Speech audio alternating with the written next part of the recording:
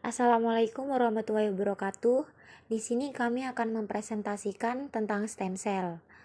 Perkenalkan, nama saya Qurratul Aini Lailiyah dan teman saya Iza Zamzam, Fania, dan Anindya Dwi.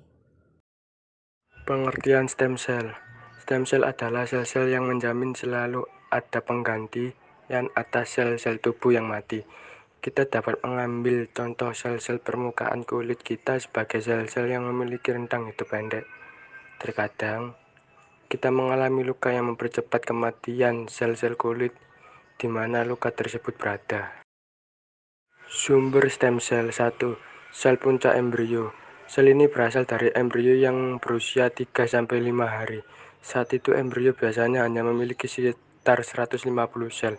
Sel ini berpotensi untuk berkembang menjadi beragam sel tubuh daripada sel puncak dewasa. Meski lebih efektif, pengambilan sel puncak embrio masih diperdebatkan dari sisi etika. 2. Sel puncak perinatal. Sel puncak ini diperoleh dari cairan ketuban atau tali pusat janin. Proses pengambilan sel dilakukan saat persalinan dan dapat disimpan untuk sementara waktu. Penyimpanan sel punca dilakukan dengan cara dibekukan di laboratorium dan dapat digunakan saat anak menderita penyakit akibat kelainan darah seperti leukemia. 3. Sel punca dewasa diperoleh dari sebagian kecil jaringan tubuh seperti lemak atau sumsum tulang. Penelitian terbaru menemukan bahwa sel punca dewasa pada bagian tubuh tertentu memiliki kemungkinan berkembang menjadi sel anggota tubuh lain. Contohnya, sel punca dari sumsum tulang belakang dapat membentuk sel-sel otot jantung atau tulang. Yang keempat, sel punca hasil rekayasa genetika.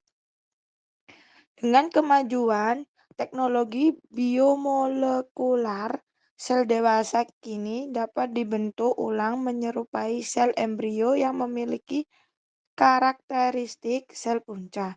Sel-sel ini dapat membelah menjadi sel-sel punca lain atau menjadi sel-sel spesifik dalam tubuh. Jenis-jenis stem cell. Yang pertama, totipotensi. Sel induk ini dapat berdiferensiasi menjadi semua jenis sel. Beberapa sel pertama yang muncul saat zigot mulai membelah bersifat totipoten. Yang kedua, jenis pluripoten. Sel-sel ini dapat berubah menjadi hampir semua sel.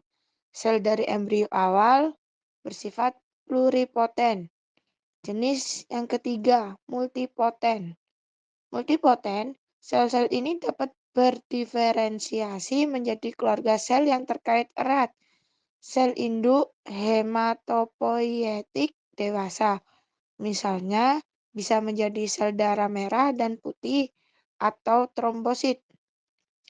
Yang keempat, oligopoten.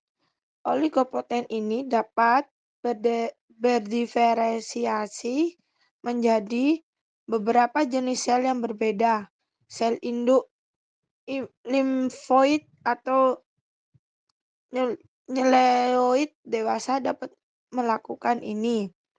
Yang kelima, jenis unipoten. Ini hanya dapat menghasilkan sel dari satu jenis yang merupakan tipenya sendiri. Namun mereka tetap sel punca karena mereka dapat memperbarui diri. Contohnya termasuk sel induk otot dewasa. Fungsi stem cell yang pertama yaitu menumbuhkan sel baru di laboratorium yang berfungsi menggantikan organ atau jaringan yang rusak. Yang kedua, penelitian terhadap anti-aging yang bisa digunakan untuk terapi penuaan.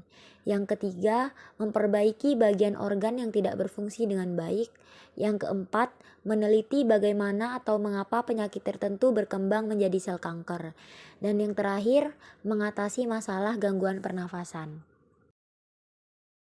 Cara kerja stem cell. Stem cell merupakan induk dari semua sel yang ada di tubuh manusia. Semua sel di dalam tubuh akan mati setelah bekerja menyelesaikan tugasnya. Menggantikan sel yang mati ini, maka stem cell akan membelah diri untuk menghasilkan sel baru dan meneruskan tugas sel yang sudah mati. Stem cell penyakit kanker. Stem cell atau sel punca pluripoten merupakan terapi yang mengembangkan suatu sel yang memiliki kapasitas untuk berkembang menjadi jenis sel lainnya. Untuk mengembangkan terapi stem cell perlu melewati proses panjang yang kompleks. Fungsi stem cell dalam kanker. Untuk membentuk sel baru ini sering menjadi alternatif untuk mengatasi penyakit kanker. Kata ahli, ketika tubuh seseorang dipenuhi oleh sel kanker, maka terapi ini membuat banyak sel induk tumbuh dalam tubuh mereka. Nah, tumbuhnya sel-sel baru ini diharapkan mampu melawan sel kanker. Fakta lain yang menarik tentang stem cell. Satu, proses pembentukan sel punca melalui beberapa tahapan, yaitu quiescent, nice, dan aktif. Tahapan quiescent merupakan proses maintenance, tahap di mana perkembangan sel punca dipengaruhi oleh nutrien. 2. Perkembangan sel punca tergantung beberapa hal, seperti kemampuan migrasi, homing, kemampuan sel untuk menempel di daerah target, berproliferasi, berdiferensiasi, dan sebagainya. Keberadaan sinyal molekul atau stimulator atau seperti rangsangan, mekanis atau kemoatraktan.